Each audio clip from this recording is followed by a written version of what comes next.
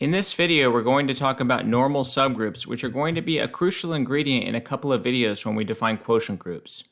Let's start with the definition. For any group G, a subgroup H of G is said to be normal if, for every element g in G, the set of all elements of the form GHG inverse, where h runs through H, is a subset of H. This set is called the conjugate of the group H by the element g, and as mentioned in a previous video, the elements GHG inverse are themselves called the conjugates of h by G. When a subgroup H is normal in G, we may denote that by closing the subgroup symbol and using the notation indicated here. Now, it's not easy to motivate the definition of normal subgroups without spending a lot of additional time. So let's just take by faith at the moment that this is an important class of subgroups of a group. And let me tell you, with a preview of what's to come in a couple videos, that normal subgroups are precisely what you need in order to define what are called quotient groups, which are analogs of the integers modulo n, but with z and nz here replaced by other groups G and H. Of course, I'll make this statement precise when we get to talking about quotient groups in a couple videos. Let's now take a look at a couple of examples to make sure that we understand the definition. First of all, I'll show you a couple of very simple examples which I'll call 1a and 1b. In 1a, let's suppose that G is any group, and let's let H be the trivial subgroup consisting just of the identity element. Since the identity element commutes with every element of the group, it's trivially true that for any element G in G, GE times G inverse is GG inverse times E, which is an element of the group H. Therefore, the trivial subgroup is always an example of a normal subgroup of any group. Similarly, if G is any group, we can also take H to be all of G. Then it doesn't matter what g in G and h in H you choose. When you form the conjugate of H by G, you're always going to land back in the group G. And since we've taken G to be H, that shows that any group is also a normal subgroup of itself. So we've observed that for any group G, the trivial subgroup and the group G itself are always normal subgroups of G. And if a group G has the property that those are the only normal subgroups of G, then it's called a simple group. Simple groups can be thought of as the prime numbers of group theory, in the sense that all groups can be built out of simple groups in a natural way. So it's maybe not a surprise that mathematicians have spent a lot of time to try to classify all simple groups. Now, even though these are called simple groups, the classification of simple groups, which was finally completed in the early 2000s, was a huge undertaking that required over 10,000 pages of proofs. Needless to say, I'm not going to say too much about that in these videos, but one thing that I will tell you is that there are infinitely many simple groups, and here are some examples. First of all, if P is a prime number, then the cyclic group of order P is always a cyclic group, and that's something that I hope that you could prove at this point, because it follows from Lagrange's theorem that any subgroup of CP has to have order dividing P, but that means that any subgroup has to have order 1 or P since P is a prime number, and that means that the only subgroups of CP are actually the trivial group in all of CP, so of course these groups are on our list of simple groups.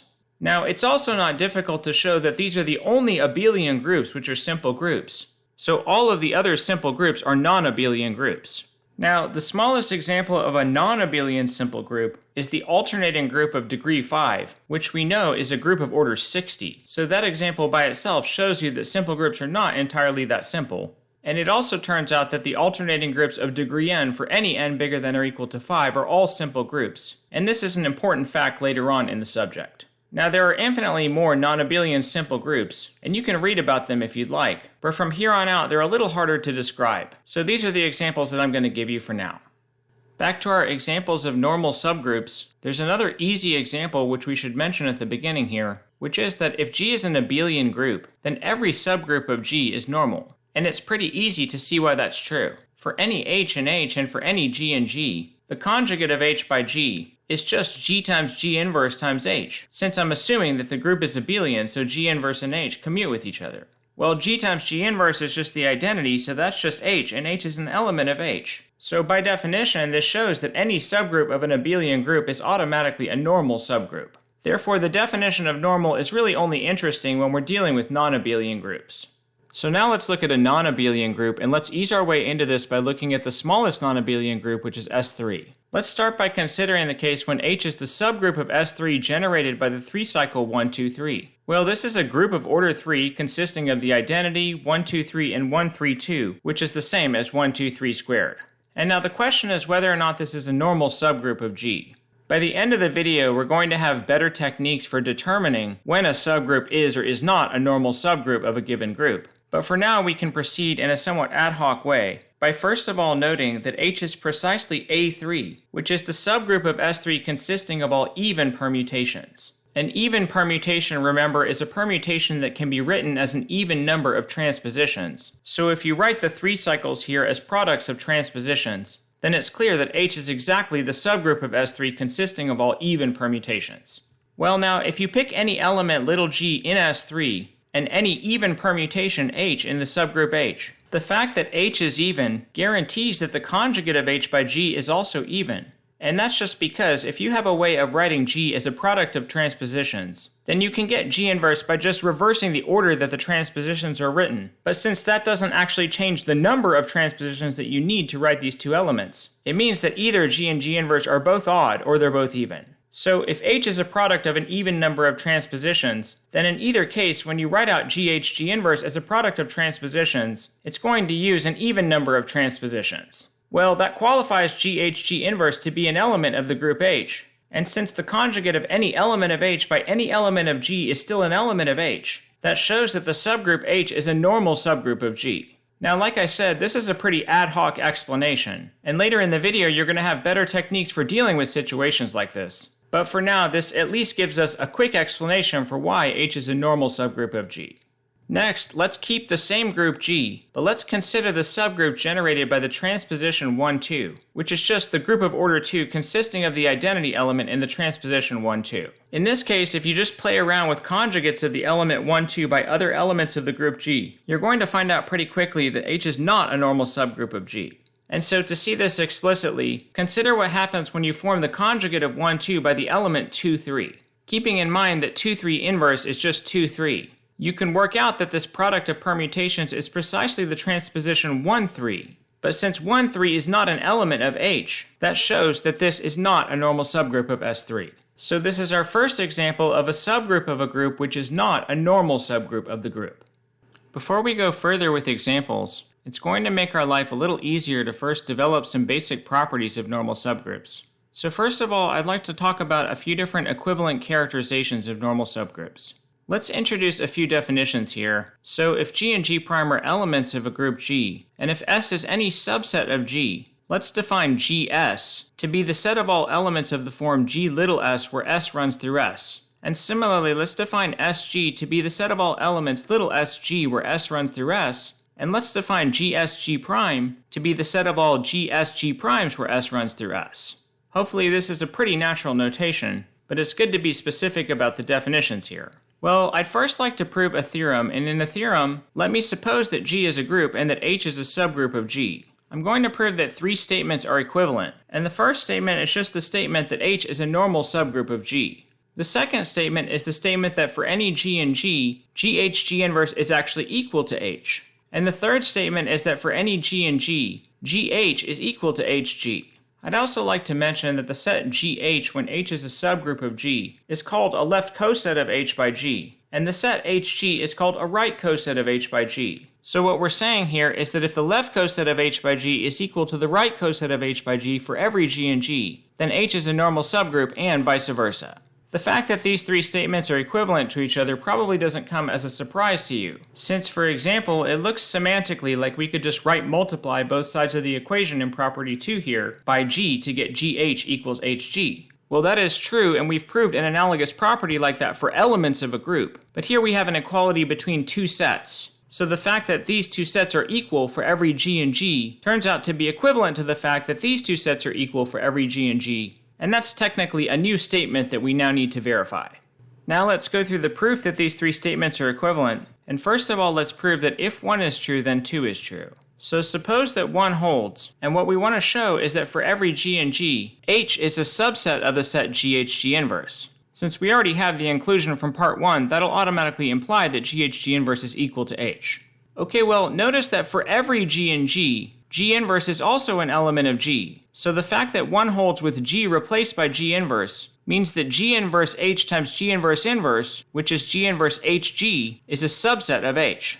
Writing out what that means, it means that for every element little h in H, G inverse Hg is an element of H, so that G inverse Hg is H prime for some H prime in H. Well, now I have an equation just involving elements of the group G, and I can left multiply by G and right multiply by G inverse to get that H is equal to G times H prime G inverse. Well, now since H is a conjugate of an element of capital H, that means that H is an element of the set GH G inverse. And of course, since the element little h was arbitrary, that shows that the group H is a subset of the conjugate of H by G. So it finishes the proof that H is equal to G times G inverse. That establishes that if 1 is true, then 2 is true.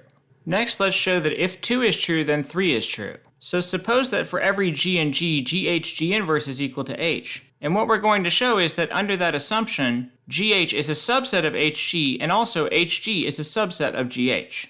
So for the first inclusion, notice that for every element little g in G and for every element little h in H, GH G inverse is equal to H prime for some H prime in H. Well, right multiplying both sides of this equation by G gives that GH is equal to H prime times G. And so little g times little h is an element of the right coset of H by G. And that gives the inclusion that the left coset GH is a subset of the right coset HG.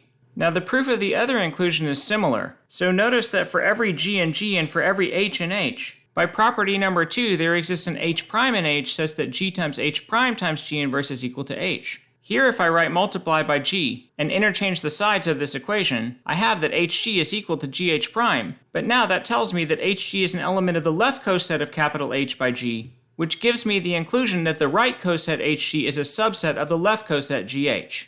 And now, since I have both inclusions, I conclude that the left and right cosets are equal for every G in G, which finishes the proof that 2 implies 3. Now, if you've understood the proofs that 1 implies 2 and 2 implies 3, then I'll leave it for you to check that 3 implies 1 because the proof is very similar. And so, assuming that you believe that 3 implies 1, that finishes the proof of this theorem that these 3 statements are equivalent. Now let's talk about a few important facts which are very useful when you're trying to determine whether or not a subgroup of a group is a normal subgroup.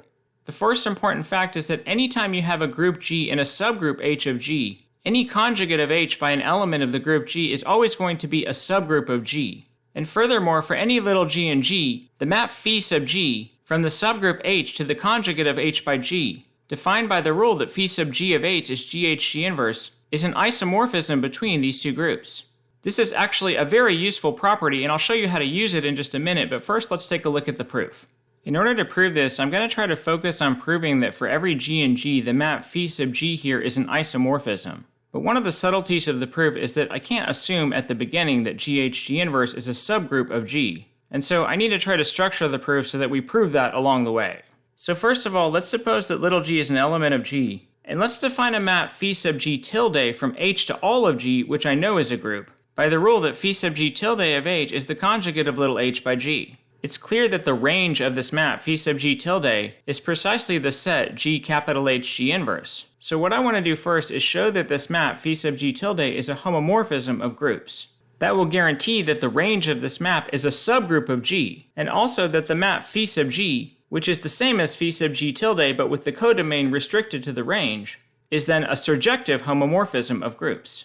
So first of all, let's show that phi sub G tilde is a homomorphism from H to G. This is very similar to a calculation that we've done before. So for any H and H prime in H, think about what phi sub G tilde does to the product of H and H prime. Well, it conjugates it by the element G. But now I can insert a G inverse G in between the H and the H prime here for free. And then regrouping these terms, I see that the expression on the right here is precisely equal to phi G tilde of H times phi G tilde of H prime. That shows that phi G tilde is a homomorphism from H to G. And by property 3 of homomorphisms from our videos about properties of homomorphisms, we know that the range of any homomorphism is always a subgroup of the codomain. So that tells us that the conjugate of the group H by the element little g is a subgroup of G. Well, as I mentioned a moment ago, if we restrict the codomain to be the range, which we now know is a group, we get the map phi G, and this argument shows that phi G is a homomorphism, and also that it's a surjective homomorphism. So all that's left now is to prove that this map phi G is injective, and then we'll be done.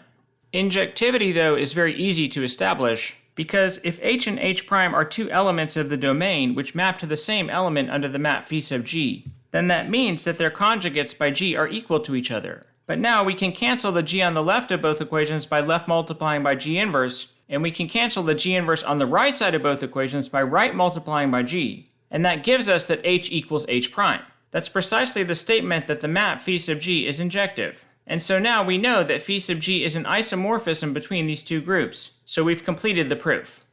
As an example of how the fact that we just proved can be useful, let's let G be the dihedral group of order 8, which we'll assume is given to us using the standard presentation using generators R and S, and let's assume that H is the cyclic subgroup generated by the element R of order 4. So the question is H a normal subgroup of G? Well, as you can imagine, it would be a pain to check this by hand, by considering the conjugates of every element of H by every element of G. But there's a pretty nice shortcut in this case, and it's based on the observation that number 1 for any element little g in G, by the result that we just proved, the conjugate of the group H by the element G is always going to be a subgroup of G. And number 2, also by that result, that subgroup is always going to be isomorphic to the original group H, which is a cyclic group of order 4. Well, if GH inverse is a cyclic group of order 4 in the dihedral group of order 8, then it has to be generated by a single element of order 4. But the only elements of order 4 in the dihedral group of order 8 are the elements R and R cubed.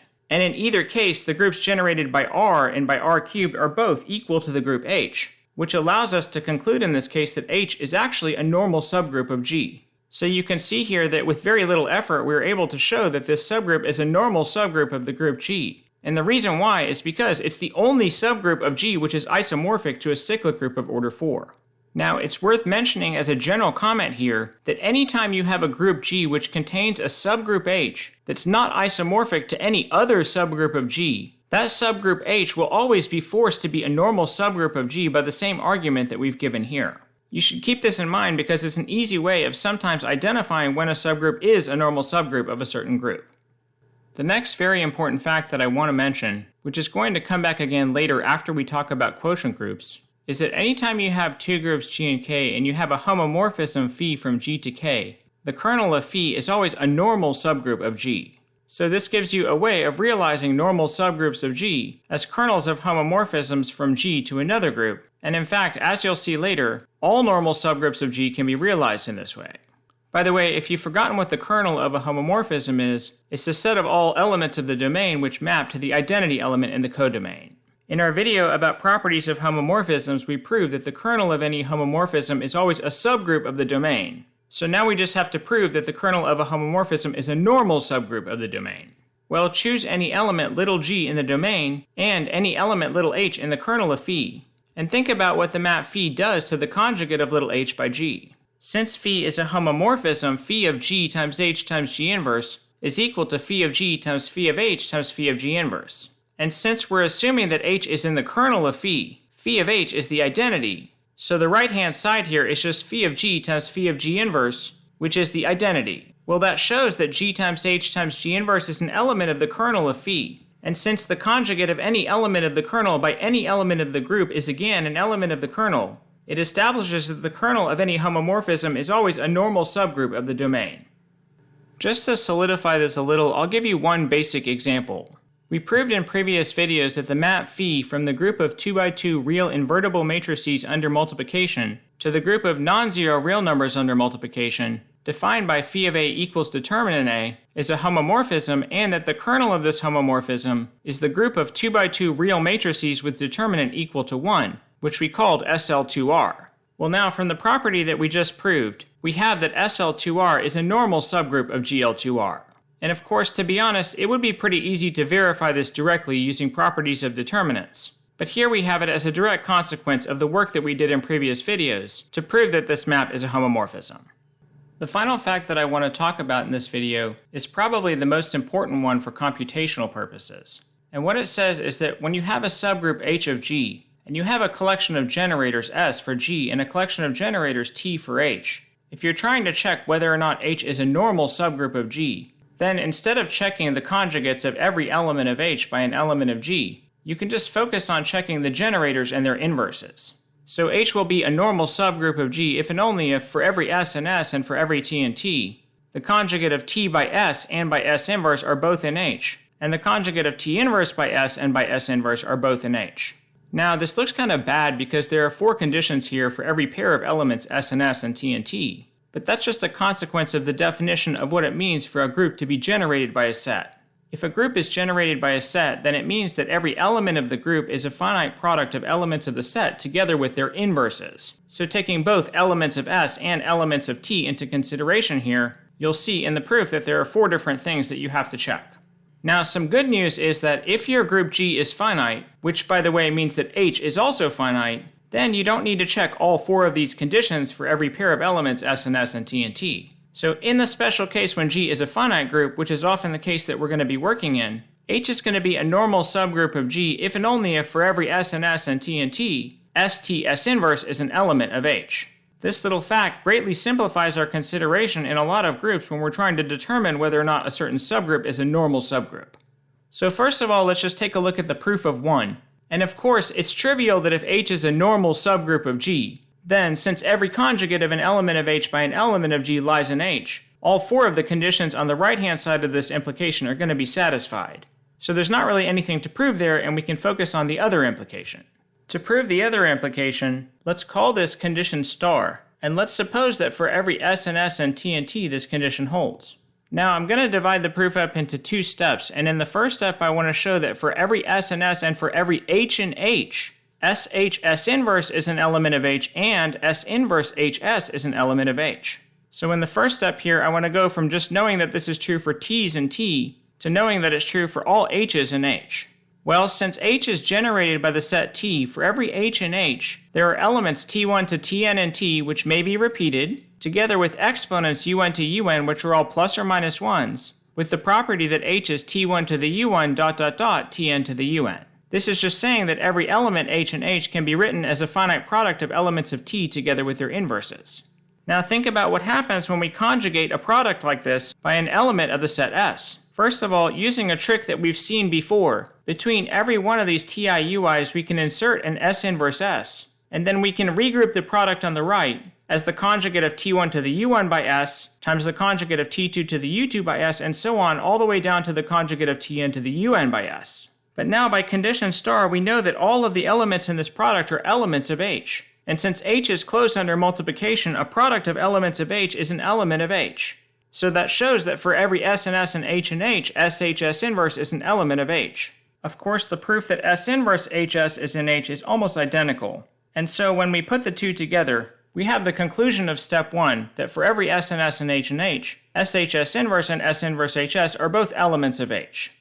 Next, to finish the proof of part 1, we want to show that for any G and G in H and H, GH inverse is an element of H. So in order to do this, let's assume that G is an element of G, and let's write it as a finite product of elements of S and their inverses as S1 to the UN ... Sn to the UN, where the UIs are all plus or minus 1s and the SIs are all elements of S. Well now, for any element little h in H, when we conjugate H by G, we find that it's equal to the product of the SI to the UIs times H times the product of the SI to the UIs inverse.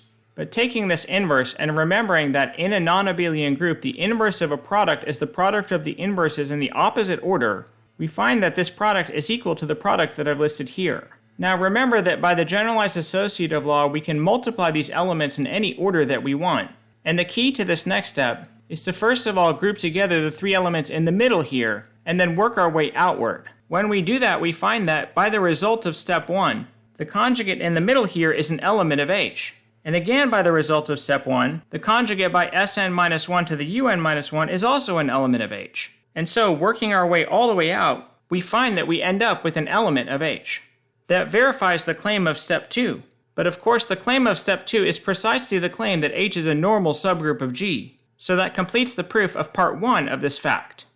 Next, I want to explain the proof of part 2, but I don't want to go through all the details because the proof is essentially the same as the proof of part 1, except that if G is finite, then we can use the fact that any element of G is a product of elements of S, and we no longer need to consider inverses of these elements. Now, of course, if G is finite, then any subgroup is also finite, and so similar words apply to the group H. Any element of H is a finite product of elements of T, and we don't need to consider inverses. Now, maybe this fact is already familiar to some of you, but in case it's not familiar, you can deduce it pretty easily from the fact that if you're working in a finite group, then every element has finite order. So if you pick any element little s in S, there's going to be some finite exponent, the order of s, with the property that s to that power is the identity element. Well, if you think about it, that means that the inverse of s is s to the power order of s minus 1. And so the point here is that we don't need to explicitly allow negative powers of elements of s to get the inverses of elements of s. Just by considering products of elements of s, allowing repetitions, of course, we're automatically going to get the inverses of all these elements as well. So besides that small fact, the proof is basically the same. There's just less things that you need to check. And in the end, you only need to check this one condition, that for every s in S and t in T, ST S inverse is an element of H. That completes the proof of this important fact. Let's conclude this video with a couple more examples. So in these examples, let's take G to be the group of quaternions. And first of all, let's consider the subgroup H generated by the element I. I is an element of order 4, so the subgroup is a subgroup of order 4. Now we want to know, is H a normal subgroup of G? So in order to check that, it's useful to notice that the group G is generated by the elements I and j. That's pretty easy to check because I squared is -1 and I times j is k. So you can check pretty easily that every element of this group can be written as a product of i's and j's. Without the facts that we just proved, we would have to check a lot of things to decide whether or not H is a normal subgroup of G. But now, especially because we have the third fact, we only need to check whether or not every conjugate of an element of the generating set for H by an element of the generating set for G lies in H. So that means that there's only two things that we need to check here. First of all, consider what happens when you conjugate I by the generator I. Well, any power of an element commutes with any other power of the same element. And so here you just get I, which is an element of H. And how about the conjugate of I by the element J? Well, here you need to use properties of multiplication in the quaternions. So first I'm going to group together the J and I, and I'm going to use the fact that J times I is -k. Then I'm going to put the negative ones outside and write that as k times j, and I'm going to use the fact that that's -I. Well now, since -I is an element of the group H, I've finished checking everything that I need to check, and I can conclude based on fact number 3 that H is a normal subgroup of the group G. For the final example, I'd like to point out something pretty interesting about the group of quaternions. So first of all, you can verify pretty easily that the lattice of subgroups of the group of quaternions looks like this. So that it has 3 subgroups of order 4, a subgroup of order 2, and the trivial subgroup together with itself. Well, as you can imagine, because of the symmetry in the definition of this group, the same argument that we use to show that the group generated by I is a normal subgroup of Q8 also shows that these other 2 subgroups generated by J and K are also normal subgroups of Q8. And also, this group of order 2, since it's the only subgroup of Q8 of order 2, must be a normal subgroup because of fact number 1. Any other conjugate of this subgroup has to be a subgroup of order 2, but there's only one. So every conjugate of this subgroup has to actually be itself, which means that it's a normal subgroup of Q8. Alternatively, you can just check all pairs of generators like we did for problem 6a, and you'll find out that this is a normal subgroup of Q8. Well, we also know that the trivial subgroup and the group itself are always normal subgroups of the group. So this is actually an example of a non-abelian group in which every subgroup is normal. Remember that earlier in the video we said that in an abelian group every subgroup is normal. But in this example we also see that there are examples of non-abelian groups in which every subgroup is normal. Now non-abelian groups with this property are called Hamiltonian groups, and it turns out that any Hamiltonian group has to contain a subgroup which is isomorphic to the quaternion group of order 8. I think this is an interesting example, so I just wanted to point it out along the way. Okay, well that's the end of this video. Thanks for watching. In the next video, we're going to talk about centers, centralizers, and normalizers.